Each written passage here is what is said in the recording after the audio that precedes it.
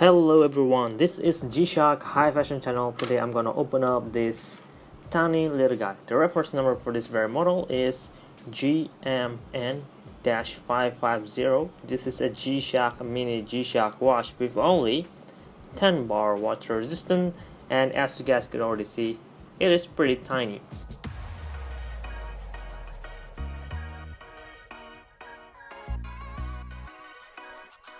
Let's measure the size of this thing first before we do anything.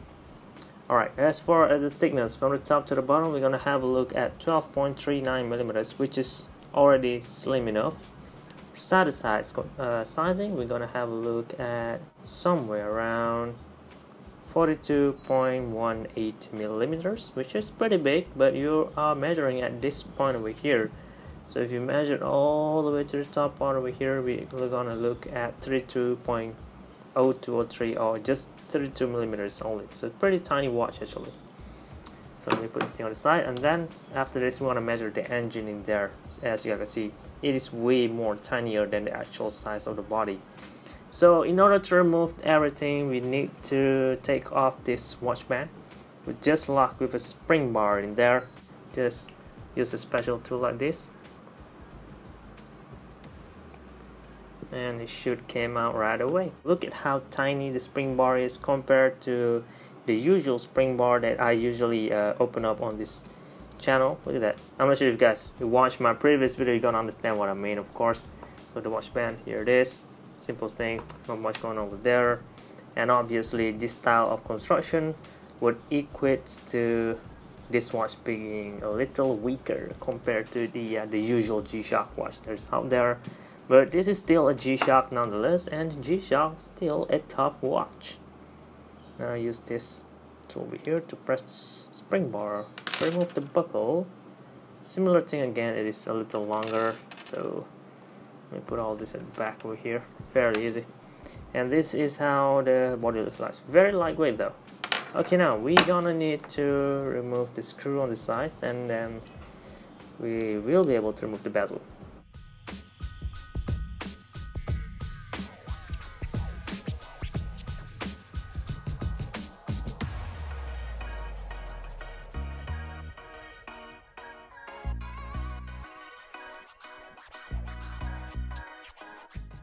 And now we already removed the screws on the sides. Let us try to pry this bezel out. Look at how thick the bezel is. I'm pretty sure the reason why they make this bezel thick is to allow this sort of button to be added over here. The button looks pretty big as well though, and seems like it is pretty stiff as well. Surprisingly, I was expecting this bezel to be more rubbery and like really easy to be opened, and wow, this is amazing. This is surprisingly not what I expected. Really, totally not what I expected.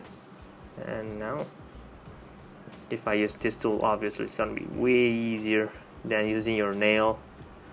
Alright, let me try resting down here. And there it is. Problem solved. And snap it like so. Same goes with this part. Alright, done removing the bezel. It's gonna be really tricky for me to put it back in due to how wiggly the button is. Look at it, it's already spinnable like so. Okay, put this body out of the way, which is looking really beautiful. Look at that, white and light blue color combination. Surprisingly looking really good. Alright, the function is still working fine for me. No button guard anymore. So this is the bezel up close. Let's have a look. Protection, shock resist.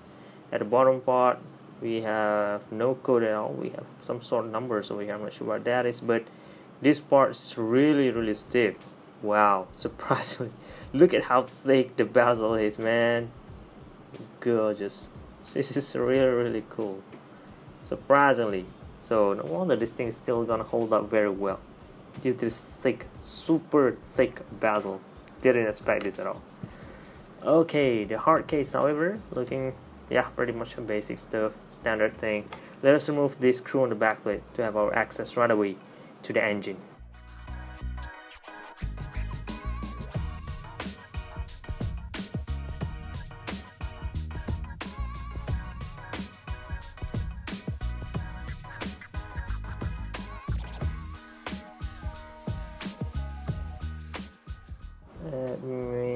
this. Alright, so this is the interior, the piezoelectric speaker, pretty tiny but still producing a great sound. The O-ring still holding up very well to me. AB40 code, which I still have no idea what that means, but we have it over there. Alright guys, and here is the interior. Let us try to pry this floating module or this back cushion out of the way. That should do it, like so. Really easy, nothing much going on over here except all those cushioning points.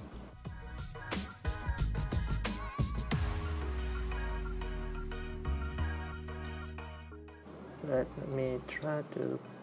Alright, there it is, already coming out now. Thailand made, yeah, made in Thailand model, so the engine also was made in Thailand. The watch band and bezel, however, I believe was made in China, because we have China sign over here, Castle China, right?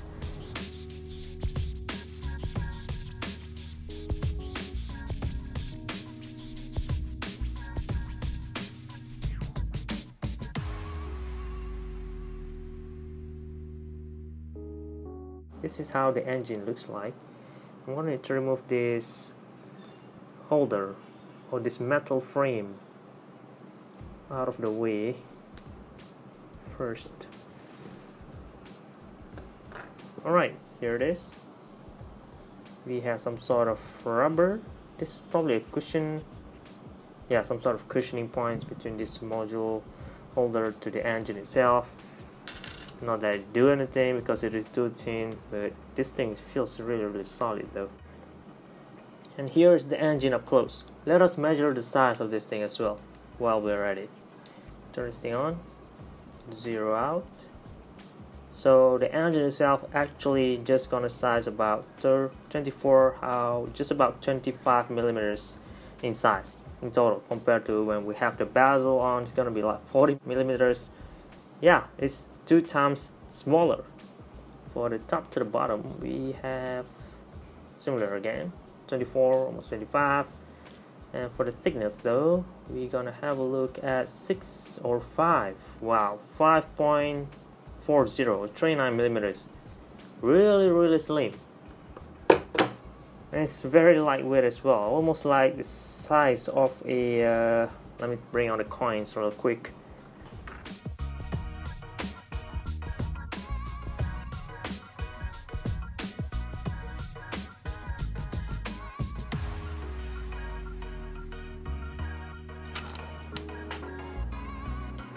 Alright, this is a 10 yen, 10 Japanese yen. The coin size, let me put this thing at the top over here. Well, you look at that, almost the same size, but how about we try this 100 yen instead. Should be the same size, but I'm saying if not smaller. Wait, you guys didn't have any one of this in your possession, right? I just assumed that you guys do have this coin. Yeah, if you don't, come to Japan, pick it up, and bring it home as a souvenir. Alright, okay, that is all that I have to share with all you guys. Nothing much going on over here because it's very simple. The construction itself is very easy as well, easy to assemble, easy to disassemble, and the size has already measured it.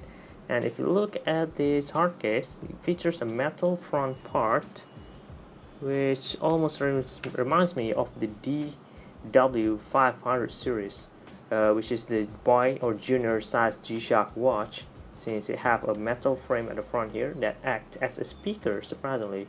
But in this case, just for aesthetics, I believe, or just to add some sort of protection to make this watch or the hard case even tougher, you know, since it's just resin material, they're gonna need to add some metal parts in there to make it tougher, obvious, to make it stronger to impact for the hard case and also for the glass, probably. Anyway, that is all that we have in here. I'm gonna clean this thing up as well. Put this thing in the soap water. This one as well. This one as well. This one as well. The hard case looking clean already enough for me. I need to add this buckle in here, and the rest I'm just gonna keep it back. Alright, that's all. I'm gonna clean this thing up and assemble it back into place and conclude this video. I hope you guys found this useful, informative, and entertaining as well. And if you do, please leave a like. It's really gonna help me out in letting me know that you just found this useful. And if you want to see more disassembling video like this, I would really appreciate it if you could go to my Patreon page, send me some donations. It's gonna help me out a lot in purchasing more and more G-Shocks to share with all of you guys. In turn, it's gonna benefit this channel to a bigger potential and also benefits you guys at the same time as well. That is all. Thank you very much for watching, guys. I really appreciate your support. This is G-Shock High Fashion channel, and